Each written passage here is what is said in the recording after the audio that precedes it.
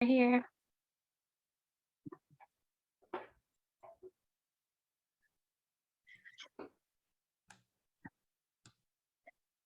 All right, so just to let you know, we are recording this so that we can put this out. We'll share it on Facebook. We'll just have it on our Facebook page, a link so that people can come back to it later. There seems to always be a lot of hits on things like this afterwards because they can't make the actual time, but they come and jump on later. So if you'll have to accept that.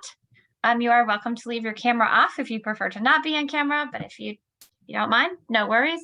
Kaylee and I are very casual as we present. We just want to get you really good information, and we encourage you to share stories. You can share them in chat and we'll kind of read through them, or you're welcome to just, I think we'll have time. So you might be able to even just raise your hand if you're comfortable sharing out loud. You're welcome to do that as we go along too.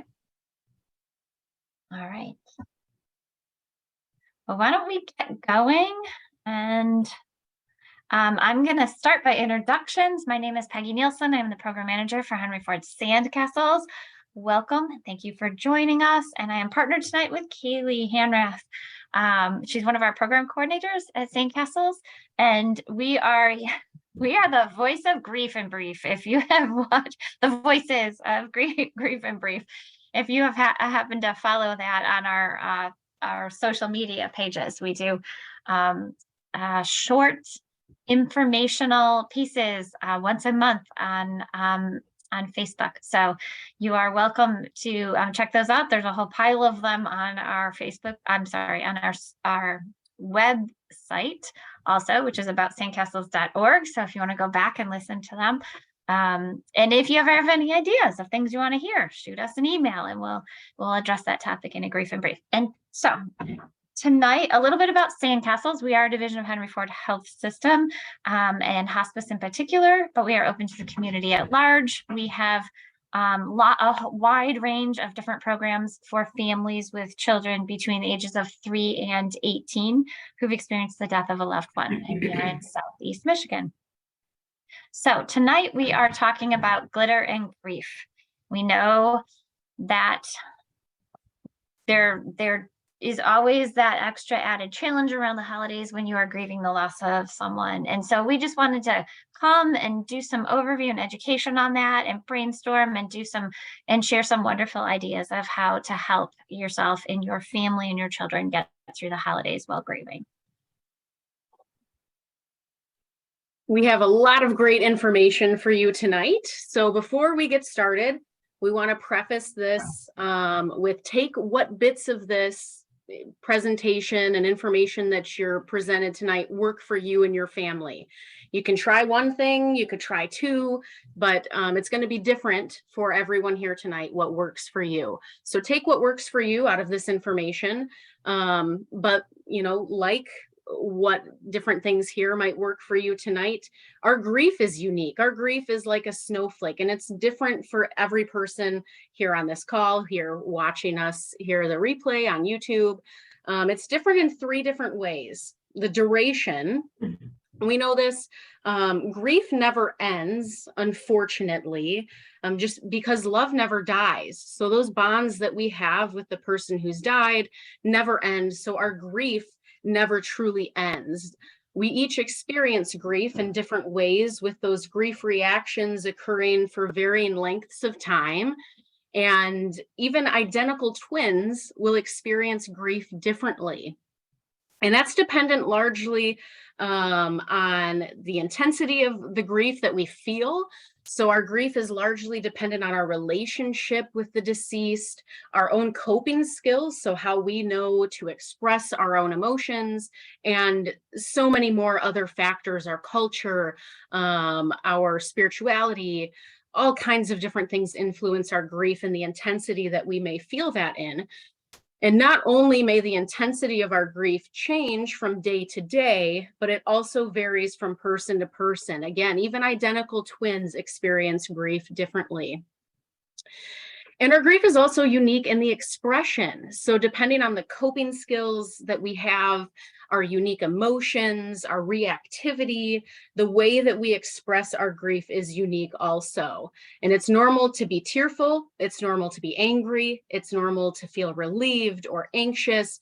The whole spectrum of emotions in grief, everything is normal. And there are many different things that you may feel in your grief journey.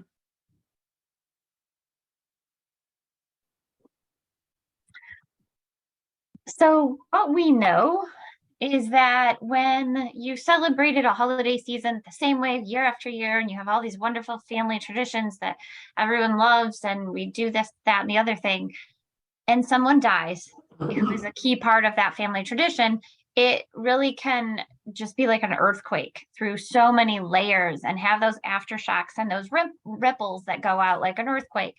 And sometimes, we'll either like this or hate it. You talk about a new normal that you have to come to, right?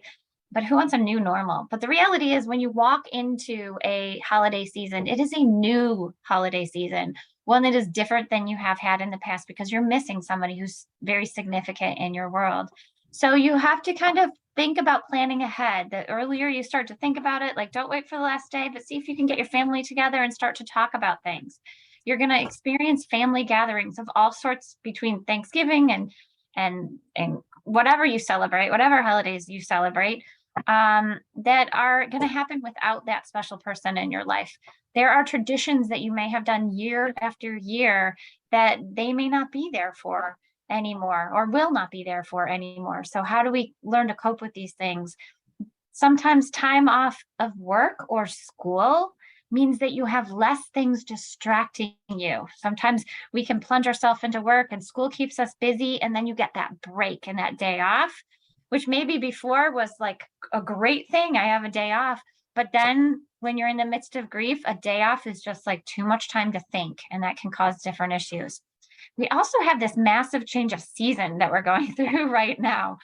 We are definitely in fall, and we are on the cusp of winter, and those changes and transitions of season, not only can you have like things like seasonal affective disorder, or just kind of mood shifts because it gets dark early, and it is cold, and it's more cloudy, and you don't see the sun as much during winter. And there's so many elements of that can affect our mood and our emotions. And then on top of that, we're grieving. So all of those things are things we want to take into consideration, and we're going to talk about tonight.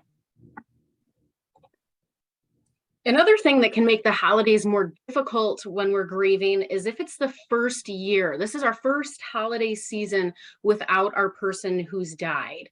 And this can be a balancing act. We're managing expectations. Not only are we managing our own expectations and how we expect the holidays to look and feel, but we have to manage the expectation of our kids and what we expect of ourselves, knowing that our kids are looking forward to the holidays, or maybe aren't this year, but maybe we're expecting our kids to be excited about Santa or the magical family gatherings that we have this time of year, and all of the different things that they may expect that we as adults want to make special for them because we love them.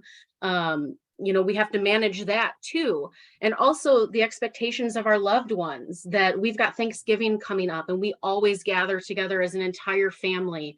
And, the pressure of our extended family or our close friends that we're used to seeing and gathering with and doing certain things with throughout the holiday season. And this is also difficult because it's the first time that we might be having these conversations that are not easy to have. So in that first year, as we're approaching the holidays, we encourage you to talk with your immediate family, your children in your home, about the holidays and what each of you expect and what might feel manageable this year, and the feelings that you have going in, and how to check in with each other when things get difficult. And all of these things we'll talk about here throughout our presentation tonight, to give you some ideas of questions to ask and how to approach these topics. But that can also make the holidays really difficult, knowing that there's that anticipation going in, and that I, as the adult in the house, have to have this conversation with my kids about these really difficult emotions that they're feeling, about these traditions that maybe we're going to continue this year, or maybe we can't do these traditions anymore without that person here. So we'll give you some ideas here in just a little bit about how to have some of those difficult conversations with the kids and people in your home. And tapping into that, following up with that, there's two things. What helps? One, have a plan, and two, identifying and manage your expectations around what's going to happen. So as Kaylee was just saying, you want to have a plan, you want to have that conversation. And no child is too young. If you can include your kids in that conversation, the better it will be in the long run. And as we remember from the first introduction, grief is unique for every individual. So what one person in your family needs, wants, could be completely different than someone else. But it starts by talking and listening. So give everybody an opportunity to talk. What is it that what are the concerns? What are the things that we want to plan? What do you want to do? And what do I want to do? You have to work together as a family to kind of figure out this year in terms of the different things. What are the family traditions that you normally do? Are you going to do them? Are you not? What are the family gatherings that you go to? Are you going to go? Are you not going to? And what are the rules around that? So by being able to sit down and have that conversation, as Kaylee said, it's super hard, but it will help in the long run, because it's like the elephant in the room. Otherwise, you can be smushed up against the wall because there's a giant elephant in the room, or you can stare it down in the face and say, all right, we're going to talk about this, and help to figure it out. By doing that, you can kind of learn what people's expectations and desires are. Like maybe it's like, oh no, I definitely don't want to do that, and nobody in the family wants to do that. Or maybe it's something like, I still really want to do that.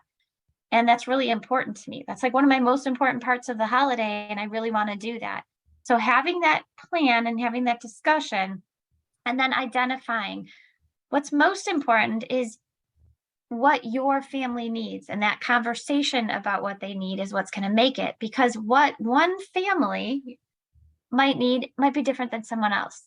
And sometimes the trick of it is that you have what you're, as a parent, and your children need, and then you have what maybe a grandparent needs, or an aunt and uncle, or a cousin, or best friends whom you did something with every year. Maybe now you're not up to it. There's a lot of other components around that want to have an influence or have a part in this. And so what are the expectations on each of those? Most importantly, you need to make a plan that you feel like you can manage. And it is absolutely okay to change how you celebrate this year. And you can change it this year, and maybe next year go back to the same thing you did before, or maybe you never go back. It is all okay. There is no right or wrong in this.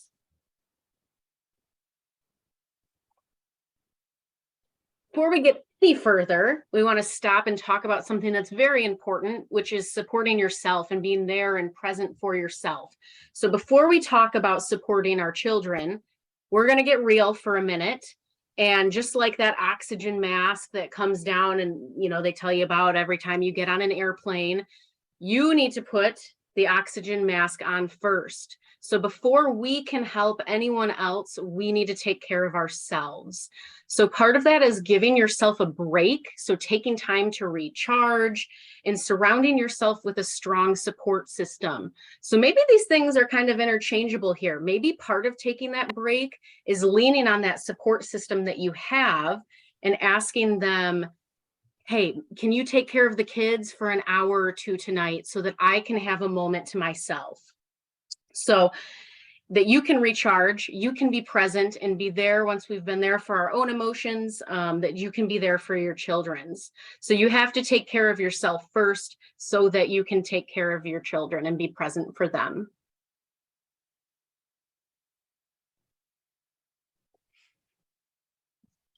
Next, we're going to give you ideas or invitations or things to try. All right. We're going to invite you to consider these things and incorporating them in. First of all, as can be said across all of grief, sometimes we need to lower our expectations in a good way, not a bad way. But, perhaps previous to the person dying, we were able to do all sorts of things and our expectations were really high and we wanted everything to be perfect and we wanted it to be great and go smoothly and want to do this on this night and then get to this and do 12 things on one day because that was what the holiday season was about. Somehow it gets very, very busy in short holiday seasons. Sometimes in grief, we just need to lower our expectations and have that be okay, because you're also carrying that weight of the emotion and the changes that go with it. So the holidays are going to look different without your loved one. That cannot change, that just is on many, many levels. So you have to identify what you can do and do only what you and your family can manage. And also, we invite you to use the word no. No is a complete sentence. It is an opportunity to be able to say, I can't do it. This is too much for me. This is overwhelming. And if you've never been a person who said no before, you might have some people go, oh, what? Did I hear you say that?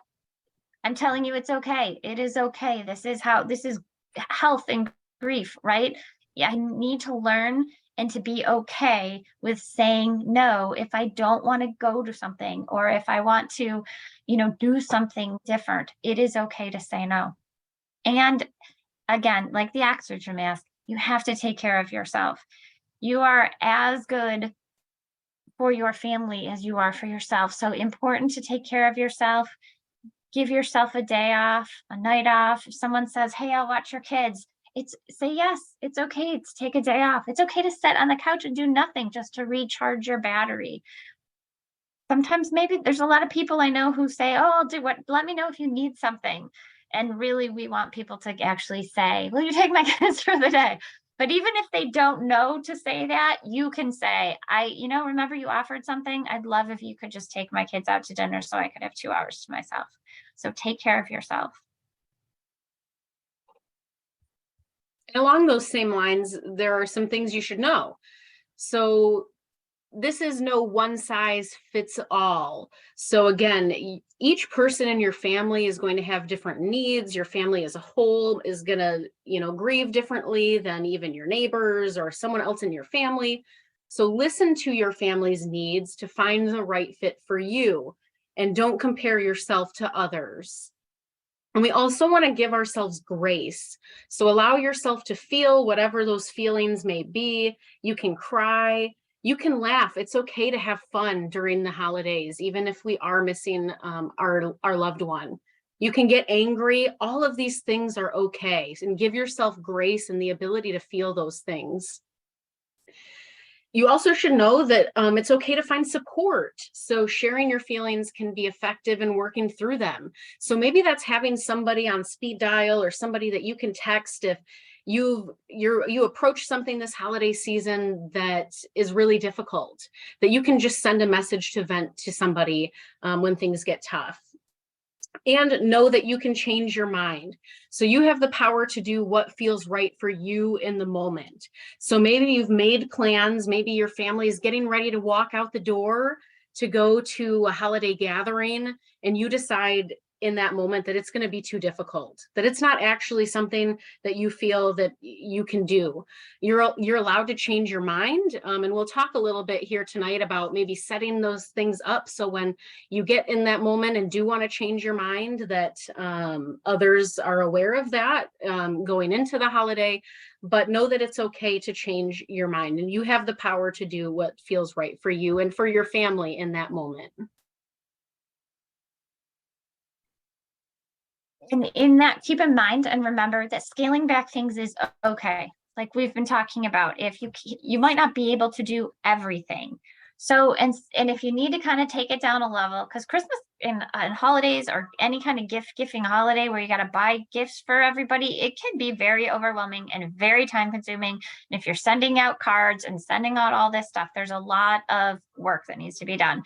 And sometimes it just does not, it's just too much. And so think of the things that maybe you can scale back on that aren't like, life-changing, right? So maybe I don't send out Christmas cards this year. Maybe I just pass on that, because imagine how many hours that you would save sending out Christmas cards this year.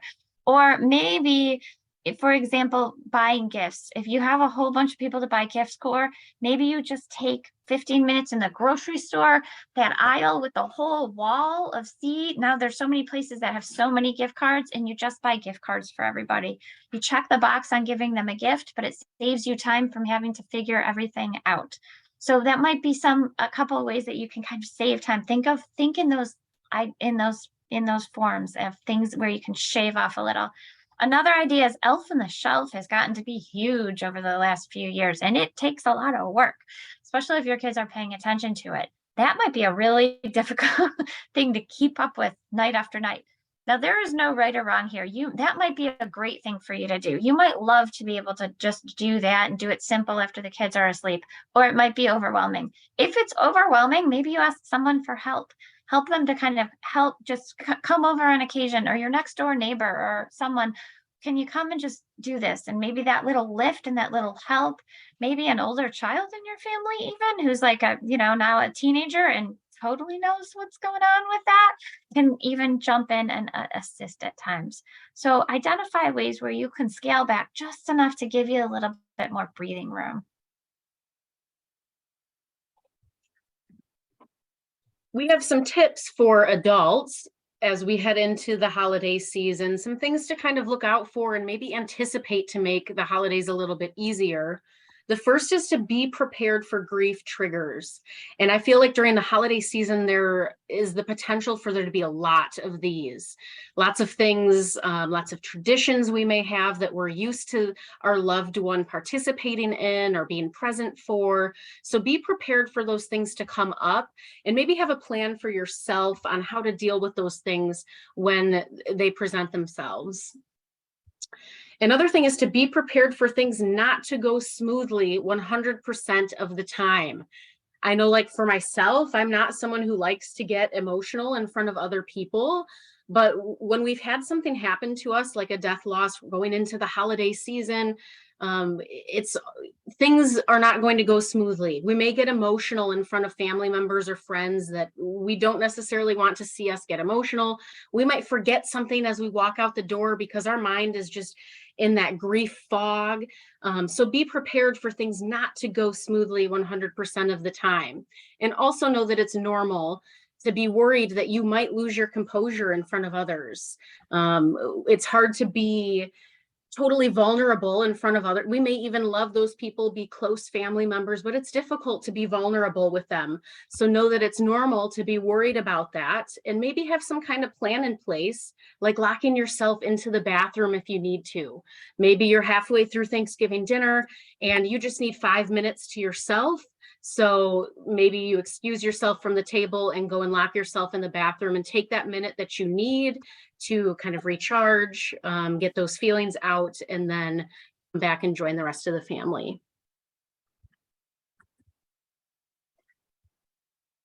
So as we've been talking about how we have to focus and bring in the plan of what we're going to do, one of the things you want to maybe like really spend some time identifying is who is important. Who are we focusing on as we plan these holidays? Because there's a lot of people who have stakes in what you're doing. As I talked about earlier, you have your family, you have, outside people in your world. So spend a minute as a parent or by yourself.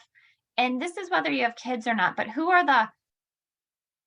most important in your holidays, and whose opinion matters the most. And it's not like you're saying anything negative about someone who you say, their opinion doesn't matter quite as much. That's not a negative. This is a self-care issue. So don't look at the negative, look at the positive. You're taking care of yourself and your family, and who matters the most. So as a parent, it might be my kids. They might matter most. And I want to do things that are going to make them feel good. And then outside of that, if that's your inner circle, you and your kids, then what is the outside circle? Who is in that? Is that a grandparent or 2 or 3 or 4? Is that an aunt or an uncle? Who is in that outer cycle where their opinion matters also? Maybe not as much as you're taking care of your inner circle, but there's another layer. And then go further. Who's out a little further or a little further? Maybe you even have coworkers at work where you used to do some big holiday gift exchange, and like that is another set of gifts that you just can't kind of cope with at the moment. That might be a little wider circle than that inner circle of your kids. And so by kind of taking a minute to figure out who's most important, who are we focusing on here, it will help in the decision making. And hopefully, as we work as Sandcastles to create a more grief sensitive community, everyone will be able to help understand and to support you as you make these decisions and understand the decisions. So speaking of our kids, and because we are a grief support program who works with children and teens, we want to give you some insights on some things that your child may be thinking or feeling going into the holiday season. And this is not the full spectrum of emotions that they may be feeling, but these are some questions that they may be asking. Your child may be confused. They may be wondering, what will the holidays look like without my loved one? And how will I feel? They may have some anxiety going into the holiday season, which we've seen a lot of with kids lately in our program, thinking things like, how will my surviving parent afford the holiday season? So maybe that household has lost somebody who brought in a lot of the income. How will we afford gifts? How will we do the things that we always do this season? And what if I get emotional at a family gathering? So much like us as adults, they have trouble being vulnerable too. They don't want to, cry in the middle of a family gathering. So that can bring about some anxiety for kids. And of course, they'll also be feeling sadness, thinking about how much they miss their loved one and how sad they are that they won't be here for the holidays. So as we work to support our kids and those difficult emotions, it's those are natural. We say at Sandcastles that your feelings are never wrong, but what you do with them may or may not be. So the feeling that I have and that wide range of everything that you feel, from sadness and pain, frustration, anger, to happiness and joy and anticipation and hope, can all come over the upcoming seasons. And it's a very wide range. Some are tougher feelings than others. They're all natural. And so we want to be able to acknowledge those feelings and accept that they are okay. And what's most important is, how do we express them? How do we have our kids express them? They need to know that it is okay to have the feeling, and we're going to accept that feeling and make sure we have a safe way to release that feeling. They can't hurt themselves or others, but that's how we talk about feelings and find those ways to release them. We don't want to minimize their feelings or shame them in any way. We also want to keep an eye on making sure we're not doing those silver linings that we as a world love to do. Somehow trying to make it easier or make statements of at least, or, well, at least this. It doesn't necessarily help. And sometimes it actually hurts. And we don't want to minimize what someone's feeling and say that these feelings are too much and I can't deal with them. So sometimes when we do silver linings or statements like at least or something like that, we're almost saying, I can't quite cope, so I'm going to just try to make this look better. I'm going to make this feel better. There's some good in here somewhere. There's a lot of times in life that can be really helpful, but in grief, not so much. In grief, saying, well, at least they're not in pain anymore, or they're in a better place, does not necessarily help. And I heard one boy just in a conference the other day who said, I don't think my mother would think that being away from her children is in a better place. And I think being here is a better place. So you got to be really careful in those words, and careful not to minimize someone's feelings. So being a good listener is the most important, and being accepting of those feelings.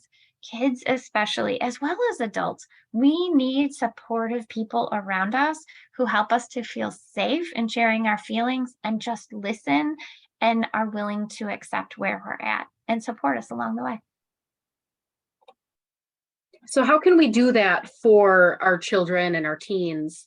One of the ways that we can is to have these discussions and to make sure that we're checking in with our kids to see how they're doing. And I know that this can be an extremely busy time of year, but it's really important to take some time to make sure that each of our family members are doing okay, that we're coping okay throughout the season.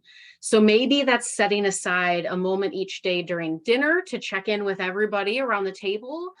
Or maybe that's finding a time every so often to check in with each of your children to see how they're doing. But we want to make sure we're having these conversations so that our children do feel understood and cared for. Here's a way that we can do this. An easy way, if for some reason you don't want to have the verbal conversation in, or you think your child doesn't, introduce a journal, have a check-in journal. So you can encourage your child or teen to write to you throughout the holiday season, through at any point in time. Actually, they can write a question, they can write a comment. You could put a question in there and have them answer. You can share feelings to each other. Somebody is the journal, they write that question, they write the answer, they write whatever they want, they close that journal, and maybe they go put it on your pillow. So then when you come in at night, you see that journal there, you have a chance to open it, you can read, respond, give them ideas, or talk about something and close it and put it back on their pillow. For some kids that really are not super interested in talking, that can be a great additional way to communicate without actually having to use words. It might be a little safer for some. We also wanted to give you some other things that you can talk about. So another discussion that you can have as a family is proceed or pass. And what we mean by that is, do we want to proceed with the things that we've always done during the holidays? Or are there things that we want to pass on this year that maybe just aren't a good fit anymore, or maybe just aren't a good fit this year? So if you're used to a tradition or a ritual around the holidays, especially ones with your person who's died, you may find it helpful to continue the tradition even without your person there. Or your family may find it helpful to skip that tradition and find a new one, maybe even to put in its place. And again, our grief is unique. Our feelings around our grief are unique. It's important to have these discussions with your family members to gauge where everyone is, because it may be something that you want to keep, but it might not be something that someone else in your family wants to keep. So it's important to kind of have these discussions and determine what you want to do as a family year. So these can be in many different ways, and we're going to go over a bunch of activities that you can do. But for a couple of examples, one, maybe cooking that the Thanksgiving turkey or Christmas big meal. Maybe you're just not up to that. So this year, maybe just start something new. Maybe just ordering pizza for dinner could be like, I'm sure the kids would love it. Like, so maybe you take that whole shopping and the cooking and the basting and all this stuff you got to do to that turkey for hours and just say, I'm going to pass on the turkey and we're going to have pizza. So maybe that's a new tradition, or maybe that's a 1-year tradition. Doesn't have to go on forever. You do what you need to do for this year. Another idea is to take something old but make it new. I know I have like extra little Christmas trees in my basement, or just decorate any Christmas tree in with memories or as a memorial to the person who died. So perhaps you have certain bulbs that have meaning, or you choose different colors of different things that you hang up. Maybe they were a Michigan fan, so you're doing something blue and yellow in their tree. Maybe they're a state fan, so you're doing something green and white in their tree to cover all the colleges in Michigan, or the big two. Or it's like different activities or different places you've been. So maybe a beach or sand or whatever is meaningful to you. Create a memory tree of ornaments. So you can do all sorts of new traditions. So it's not only about trying to identify what you want to do in the past, it can also be about bringing in new ideas of things you can do. You could even, with the tree idea, make it so each one of your kids has their own tree to kind of decorate in memory of your special person. So, luckily these trees are pretty inexpensive. I think you can even find them at like the Dollar Tree or the dollar store nowadays. So maybe it's just a mini tree that each kid has to kind of showcase their own relationship with the person who died. Great idea. Another discussion that we can have is around honoring and remembering. So that's about determining what ways our family wants to include our loved one into the holiday season. And remember, again, what may work for one of your children might not work for another. So we're going to give you tonight great plethora of ideas of things that you can do as a family or individually, how, whatever fits for you, but different ways that you can incorporate remembering and honoring your special person into the holiday season.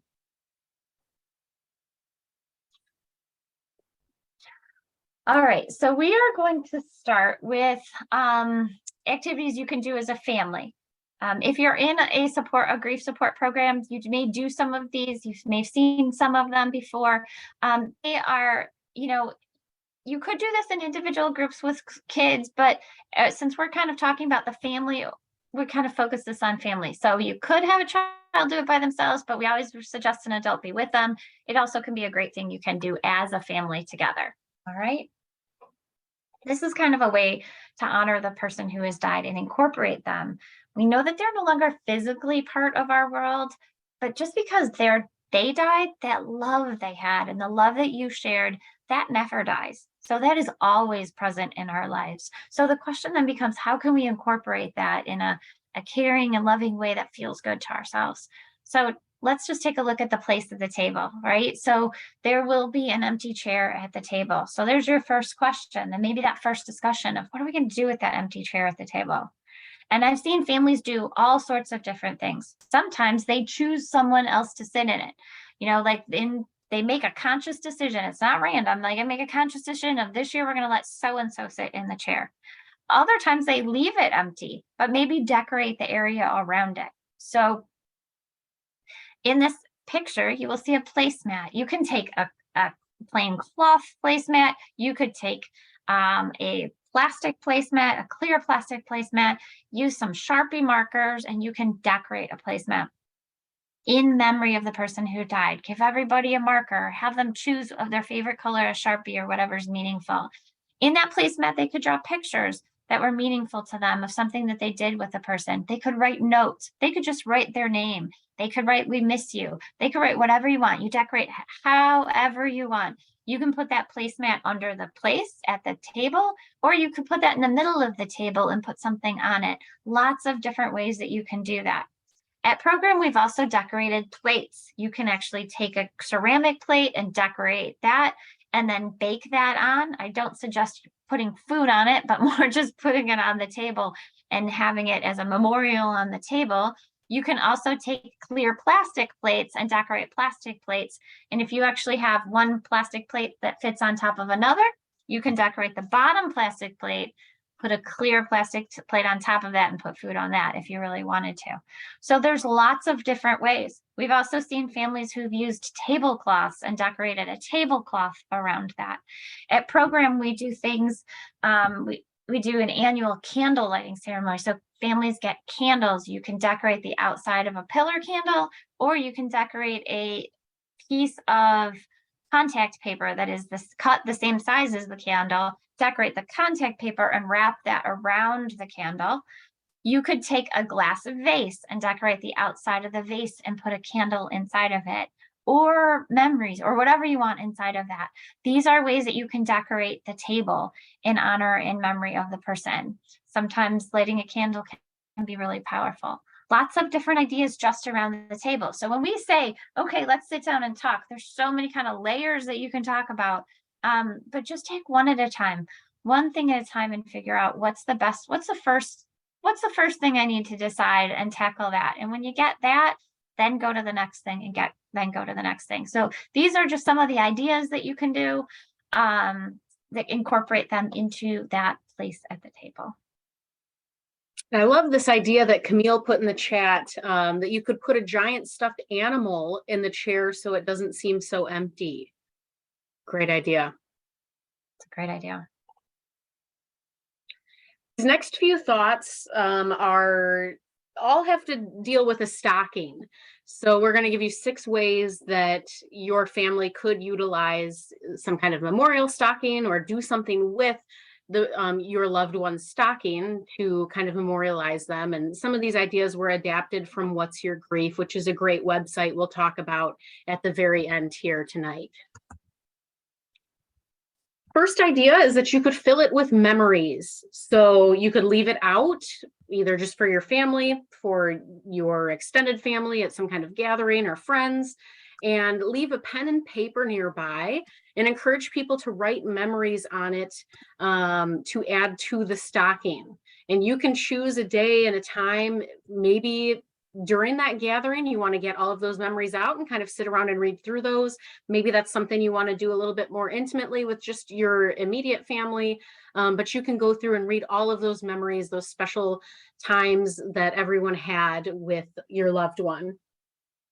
Another thing you could do with a stocking is fill it with gifts that they would have loved. So you can fill that stocking with things that your loved one enjoyed, something that you maybe see in a store that you're like, oh, they would have loved that.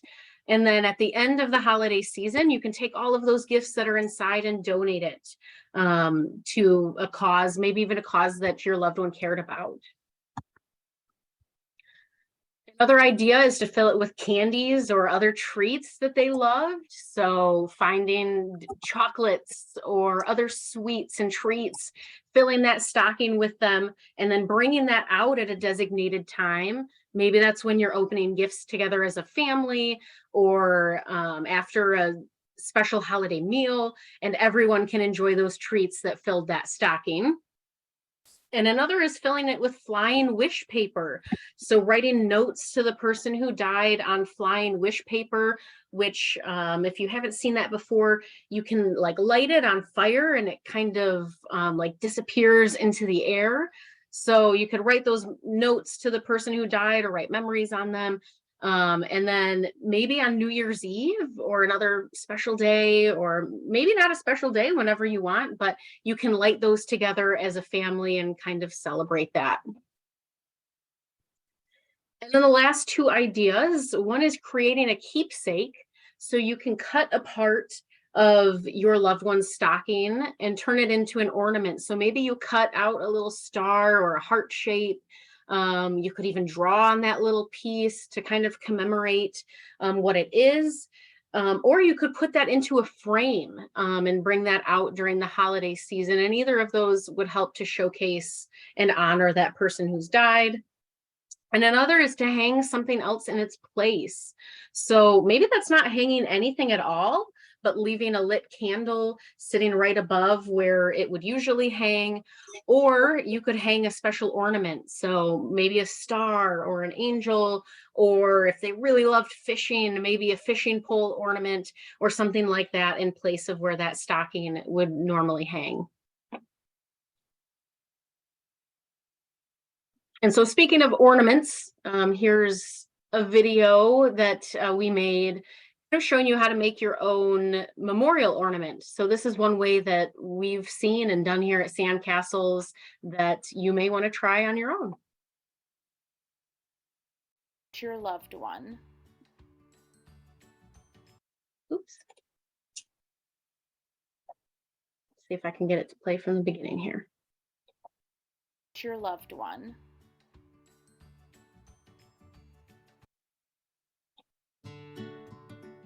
Hello, today I'm going to be teaching you how to make your own remembering ornament, a special holiday keepsake to remember your loved one.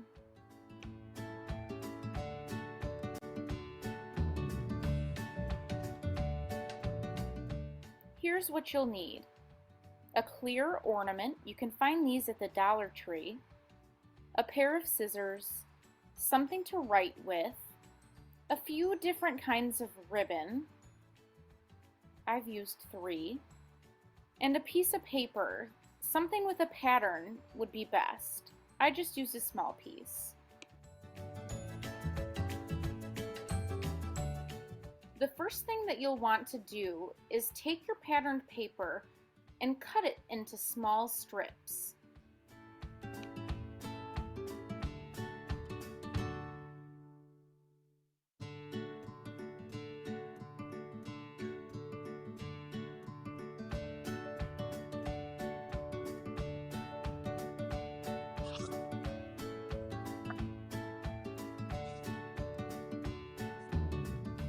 Once you've got your strips cut out, you're going to take them one by one and fill them with things that you want to remember about your loved one.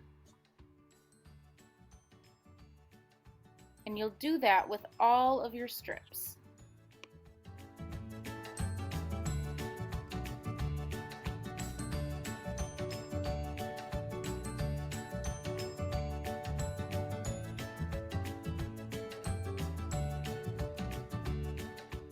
Once you've got all of your strips finished, you're going to start to go in to fill your ornament. So you're going to take each one of your pieces of ribbon and cut it into a few different pieces. I use strands about this big, but any size will do.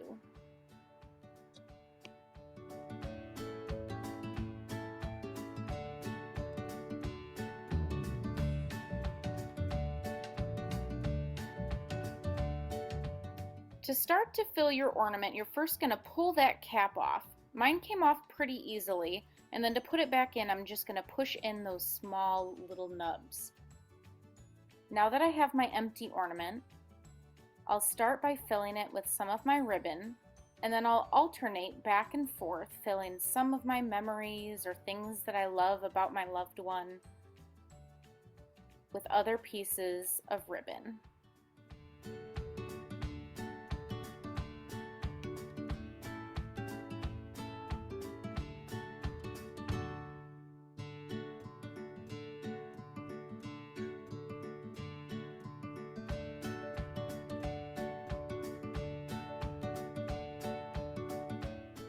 When I alternate back and forth, it makes it so on the outside of my ornament, I can see all of the different ribbon colors and paper colors that I used.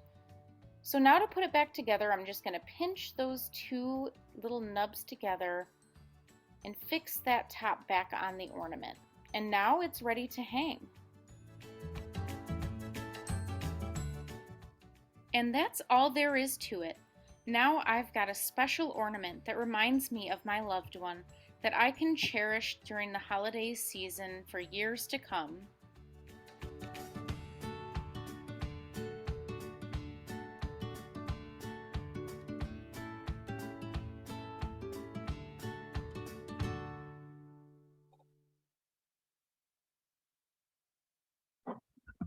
Thanks, Kaylee.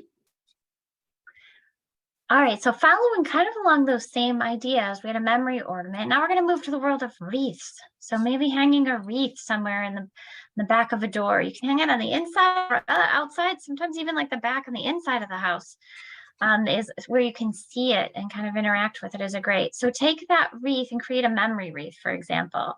So you might write on a strip of paper and roll it up and stick it into the wreath. You could even buy Sculpey and have your kids make different things or different like little ornaments or things that they could stick on there. You could also fill it with meaningful things and memories. Like it could be something like you always told jokes.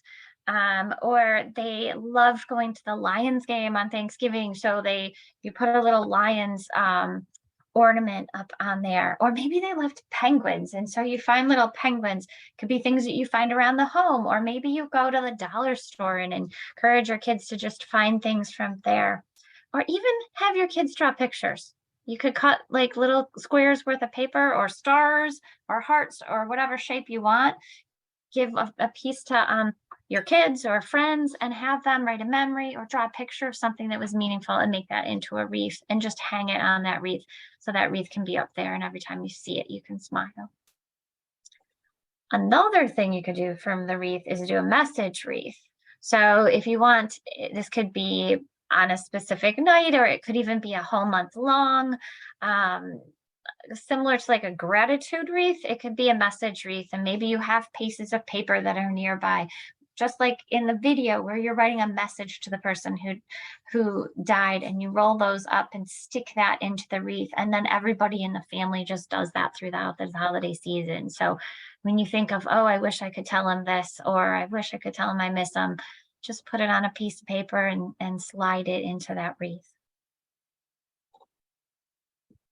We also think it's important to find ways to stay connected to our loved one through the holiday season and throughout the year.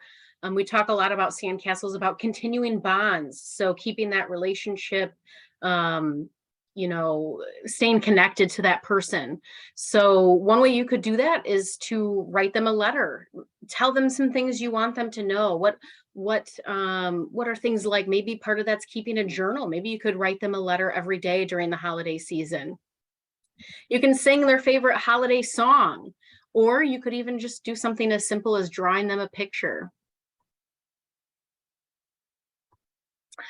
All right, so this is one of my favorites, and maybe it's because I just love food. Anyone else? Thank you for normalizing that. Food is just, it not only does it nourish your body, but it nourishes the soul at times. And so have a family recipe night where you gather together and you cook your loved one's favorite meals, or a favorite meal, maybe meals, or maybe it's favorite desserts or favorite cookie, Christmas cookies or whatever it might be that fits your holiday season. Come together and make that food together and then serve it together. And this is actually something you could even do just as a family, over remembering the person that died in your family, or you could invite other people if you were up to it. Invite, your best friends who also had someone die, or somebody else who might want to come in and bring food of their person, bring the food that their person loved. This is something we've done at a program before, one of our Sandcastles programs, where we invite every family to bring something that was one of the person who died, one of their favorite things. So you get a big potluck of food that all has meaning, and there's a story that we share and then tell about that and why was it their favorite and what was it like. It's fun and it's nourishing both for the body and the soul. And we've given you a lot of different ideas of things to try during the holidays, but also know that it's completely okay if you decide to ditch the holidays this year completely. If it feels like too much, you can always decide to do something else. And some families agree and decide to plan a vacation for the holiday season. So maybe they want to get out of town and just do something fun, keep their mind off of things. As long as your entire family is on board with ditching the holidays, that's completely okay. And then some decide to do something totally new and different. So maybe that's for the first time ever going to see a movie on Christmas Day, or spending the holiday doing something, going to some kind of different event, or, instead of going to a gathering, maybe that's going to volunteer together as a family. Other ways that you can remember your loved one is by giving back. And so this can be really meaningful for a lot of families. You're always welcome to donate money or items to a cause that was near and dear to your loved one's hearts. Maybe they had a special charity that they really appreciated, or they worked at the school and volunteered a lot. Maybe making a donation of something in their name, in their honor, can be really a lovely gift. And it's kind of a gift that keeps on giving, right? You're paying it forward to someone else. You can also donate time, perhaps to an organization that was, again, meaningful to their heart, or maybe something that's to you. Like you just want to do an act of kindness for another organization. So maybe that's making food, working in a food pantry, or making Thanksgiving baskets, or whatever it might be. Helping someone out and donating your gift of time can be really powerful, both as a memorial as well as something for your own soul. The other and last, and I always love this idea, what about random acts of kindness, right? As you may know, you never know what somebody standing next to you in the grocery store is going through. You really, really, really, really, really don't, right? You have no idea what that person is going through as they stand in their shoes in line trying to buy groceries. Maybe a random act of kindness for someone else, it just is so fulfilling both to you and to them. And you never know exactly how you're going to touch someone. So maybe just do that in honor of your loved one. Say, I'm going to go pay it forward and do something nice to put love out into the world.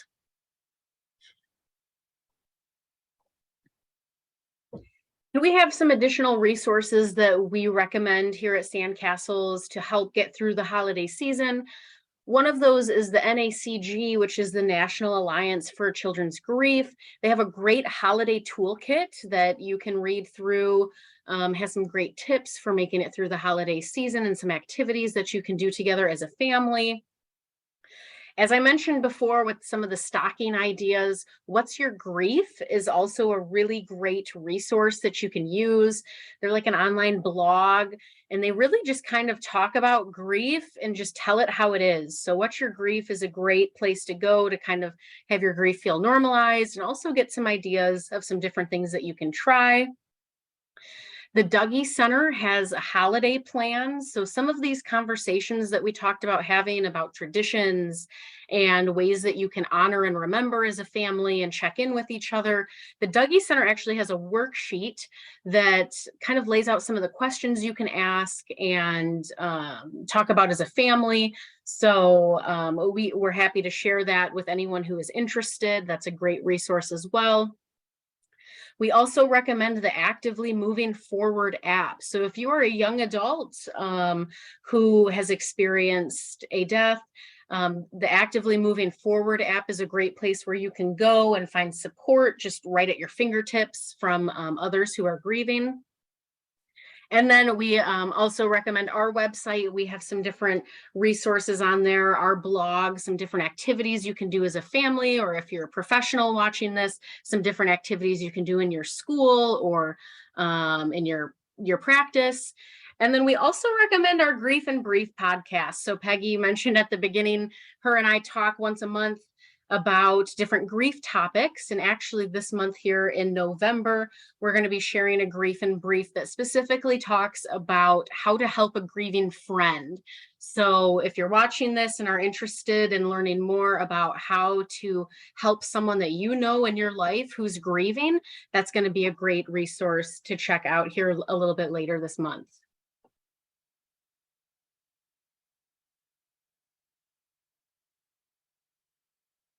All right. So this is the end of our presentation part. And in a second, Keely's going to take down this page and we're just going to have a conversation for anyone who wants to join in. I saw there were some ideas in chat.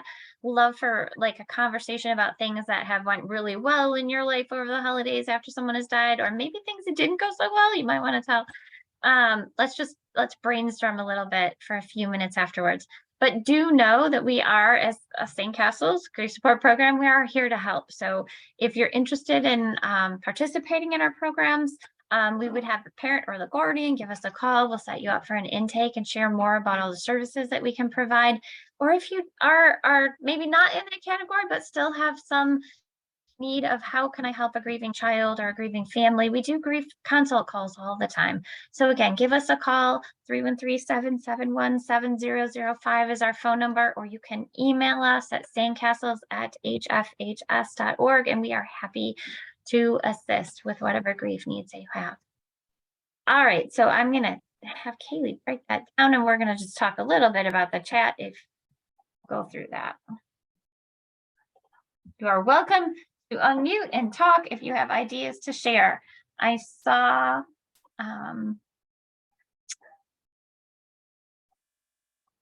Lizanne, you were talking about the wreath and the candle on the table as a memory luminary. Luminaries are such a powerful, the candles, something about candles and light at the holidays that is just so powerful, at least for me.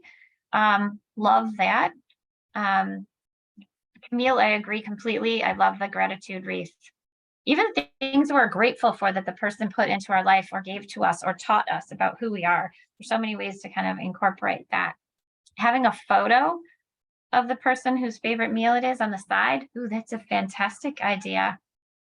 Or on a popsicle stick sticking out of the dish. Corey said that the Christmas Day movies are the best and the theater is kind of empty and it's super fun, which is which is great. And there's always good movies that come out on Christmas Day, don't they? That kind of is a kickoff day. And there's always popcorn is always, there's always great for popcorn. Let's see. Oh, Lizanne shared that stockings have been used by families to generate donations for a special charity in the honor of the person who died. So if you're having a big family party and you want to do something to honor and remember, yeah, putting a stocking out and just inviting people to donate to that in their name. That's a lovely idea. You could do gift cards too, because they'd be easier. And then like food for the local food places, and then give it to the local food pantry, or we have shelter house, or lots of stuff there. That's a When great you were idea. talking about doing the stocking and like putting the memories in, part of me was like, you could maybe make like a clear vinyl stocking that you could actually see the stuff inside it. So if they did put pictures in, you could kind of face them outward, or you'd see that there's a letter, and it wouldn't, even though it might still be private, but you would see, it wouldn't be like, "Ooh, what's in there?" It'd be like, "Ooh, look at that in there," or a picture of them or the people. I love the gratitude briefs idea. I actually went right on the dollar store, and they have these little wreaths that you can make. So you could actually make a wreath and put the Cool. picture in the name. Now I don't think they sell these. I think you buy the stuff to make them. And then these were kind of cool, but you could hang photographs or something. So I love the wreath idea. What else did I have? I think that's it. I love the flying wish paper idea too. That's very cool. And actually, I was going to show you, and I forgot to grab it, but I was telling Peggy earlier about, there are these little paper boxes, right? So there's a piece of 8.5 by 11, and it's got traced out of the template, and you cut it out. And on each side of the box, you can put, like, we're going to do the gifts of grief. Like, what do you mean gifts of grief? What are the gifts of grief? Like acceptance and love and memories. And sadness is a gift of grief, or a good cry, or, everybody would come up with their own. And you actually fold this box, fold it up, and it makes a little paper box. And so you could actually put like a hole punch on the side of a star or a heart, and then put an electric candle in it as well. And it would become a memorial thing. So I'll send Peggy that template. It's pretty cool.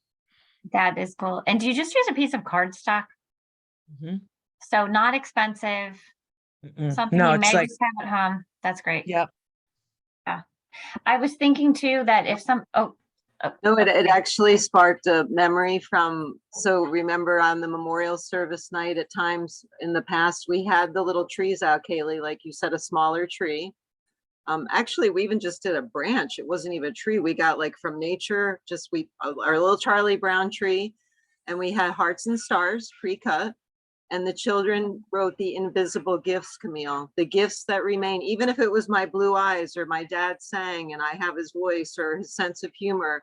And it was like we never really acknowledged it. And then when we would take the tree, they did it. It was their process. They hung it. Some of the kids took their gifts with them when they left, but some would leave it. And it was always fascinating to read that at the end of the night and just talk about those gifts, that not like material gifts, but those things we received, and continue on with us, another continuing bond. So that was a very cool and simple way to add that idea. So thank you for sparking that memory, Camille. Yeah. So Leah might remember, we did mason jars, and we always think of holidays, we think of Christmas, but there's other ones, and so that beginning one with the Thanksgiving, we do a mason jar, we put rocks in the bottom, the kids, we go out and get like Charlie Brown twig trees, and then we cut out oak leaves and maple leaves, and then they put their gifts of gratitude or whatever on those. And it's amazing sometimes what these kids, they've had something major taken, this person taken from their lives, and they're like, I'm grateful to breathe. I'm just like that. You're just like, oh my God. And then they tie those up, and then they have that as a centerpiece for Thanksgiving. And then we give them extra leaves to take home, so that when they have the other family members, they can put those around, and other people can then add to the tree as well. So it becomes like a family activity the day of. It's really cool. That is cool. I had an idea because I've had a couple situations where a coworker has died, and so flipping this a little, if the family is not with you, but you want to do something for a family, like maybe that family chose not to come to that event, you could do any of these and put memories of the person who died, and put like the stocking. And now as a coworkers, we write, this is what your person taught me, or this is how something funny that they did, or this is something that a gift that they gave me that improved my life. Write that story and collect those in a stocking or in a whatever, and then pass those on to the grieving family. Simple, easy, and can be really powerful for people to see the impact that people had even outside your home, right? Outside your home school. Cause I think we all have a whole different life at work, right? So that's a nice gift you could give back. We actually did a tree at a funeral because the mom overdosed and there was a lot of recovery people there. And the boy, her son, was autistic. And so it gave him something to focus on. And he decorated the tree like afterwards at the luncheon. And so they walked out with this huge tree. The grandma actually had an issue with it. So that was kind of weird, just family dynamics, but he enjoyed it. And that was really like the main thing. That's good. What are those chains called? Just the paper chains. You can make paper chains and have everybody at the party write a memory, kind of like Kaylee's strips of paper that go into the ornament, make them a little bigger and make them chains, and then decorate a Christmas tree or the house or a wall or the mantle with a paper chain of memories. And last year we had talked about too, you see those like air dry clay handprint ornaments all over the place now for like newborns and stuff. Like using that and putting like dad's guitar pick into the ornament, or, something like that. Yeah, that's nice, Camille. I like that idea too, Kaylee. That's a good one. That was actually at the funeral. So this was like where everybody was putting stuff on it. And they put things about the mom. Your mom was loved so much. She's my beautiful butterfly, so that was really cool for people to be able to.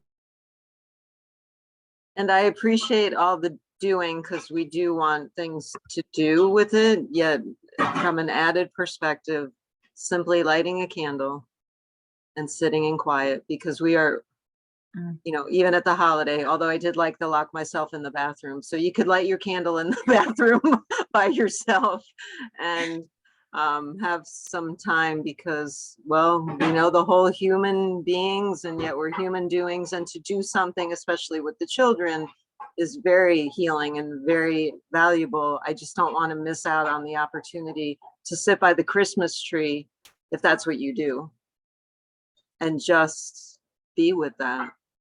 And whatever comes, sadness, happiness, a song, like allow. Here's that's one of the that the kids made at Thanksgiving. So that's the little mason jar. And then they put their little stuff on the leaves. And when you've muted yourself. Oh, I thought about thank you. The Holly Hunter Home for the Holidays, where she, has to go home and it's just craziness. It's a great family crazy movie. But her daughter, they keep reminding her of remember what it was like when we were scuba snorkeling and we just floated, and they show Holly Hunter with this mask on and she's just floating. So she keeps sneaking off into the pantry in the kitchen and shutting the door and going, just float, just float.